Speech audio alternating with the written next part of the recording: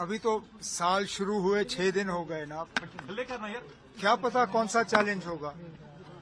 पिछले साल किसी को उम्मीद थी कि पहलगाम जैसा हमला होगा या ऑप सिंदूर जैसे हालात होंगे या फिर जो बरसात अगस्त सितंबर में जिसका अभी भी हम खमियाजा भुगत रहे हैं। हम अपनी तरफ से तमाम चीजों के लिए तैयारी करते हैं।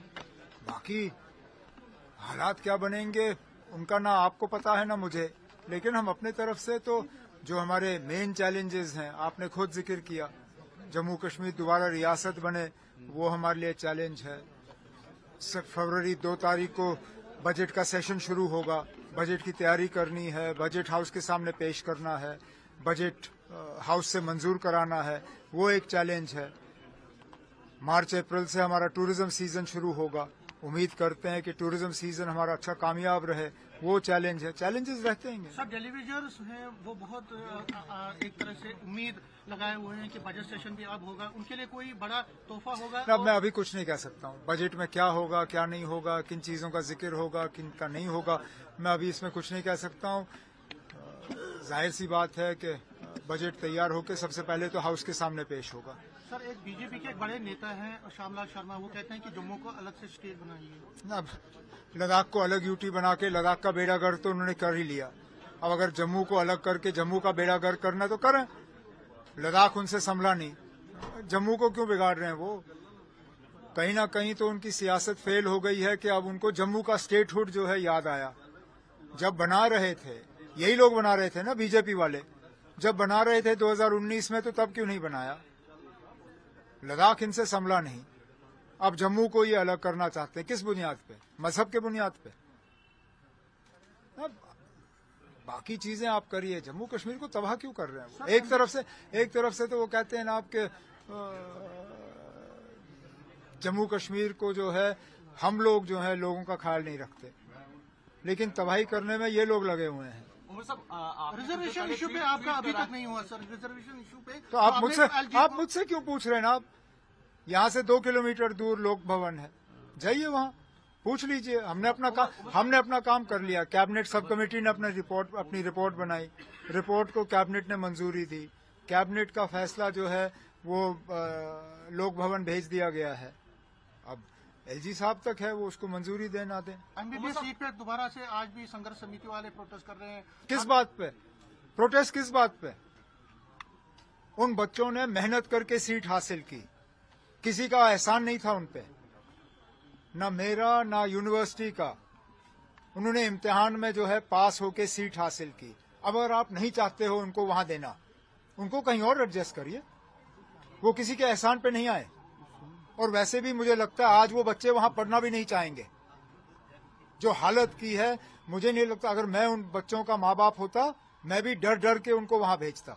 मैं तो कहता हूं ना भेजे उनको, मेहरबानी करके government of India, ministry of health जो है, इन बच्चों का हमारे किसी और मेडिकल कॉलेज में इंतजाम करिए, हम उन बच्चों को वहां पढ़ाएंगे। हम नहीं पढ़ाना चाहते उनको जहां पे इतनी सियासत की जा रही है। बंद करिए उस मेडिकल कॉलेज को, वो मेडिकल कॉलेज खोलने के लायक ही नहीं है, उसको बंद करिए। और ये जो बच्चे हैं इनको हमारे किसी अच्छे गवर्नमेंट मेडिकल कॉलेज में एडजस्ट करिए, हम इनकी तालीम का जो है बंदोबस्त करेंगे। हमें नहीं चाहिए इनका मेडिकल कॉलेज, बंद कर दो। उमर साहब, आपने कुछ देर पहले ट्वीट करा है, खिलाड़ियों को बधाई दी है, तो किस तरह से देखते हैं जम्मू कश्मीर के खेल को? ना, हम तो खेल को खेल ही देखते हैं। ये आप सवाल उन लोगों से करिए जो खेल को सियासत के साथ जोड़ते हैं। जब टीम को देखते हैं तो टीम के खिलाड़ियों के मजहब को देखते हैं, मजहब के अलावा इनको कुछ दिखता नहीं है। जब फुटबॉल टीम में मुसलमान ज्यादा थे तो उनको फुटबॉल टीम से एतराज था। जब क्रिकेट टीम में मुसलमानों की तादाद कम हो गई तो उनको क्रिकेट टीम से कोई एतराज नहीं। हर चीज में ये मजहब जो है उसको लाते हैं, तालीम में मजहब लाते हैं, खेल कूद में मजहब लाते हैं। खाने पीने में तो उन्होंने अब हद ही कर दी, अब रहा ही क्या। अब इसीलिए तब उनका कोई इश्यू चला नहीं, अब जम्मू को अलग करने में लगे हुए हैं। एक साल की आईपीएल से लेकर भी कंट्रोवर्सी हुई है जिसमें बांग्लादेशी खिलाड़ी को जो है बाहर भेजा गया है वापिस। बेचारे ना, उस खिलाड़ी का क्या कसूर। मैं मानता हूं, चलिए पाकिस्तान के साथ हमारे ताल्लुकात जो है बहुत ही खराब हैं। बांग्लादेश के लोगों ने हमारा क्या बिगाड़ा? बांग्लादेश के लोगों के साथ तो तब भी हमारे ताल्लुकात ठीक ही थे, अभी भी हैं। बांग्लादेश ने कोई आतंकवाद हमारे मुल्क में नहीं फैलाया, कोई हमारी तबाही या बर्बादी नहीं की, हमारे करीबी ताल्लुकात थे।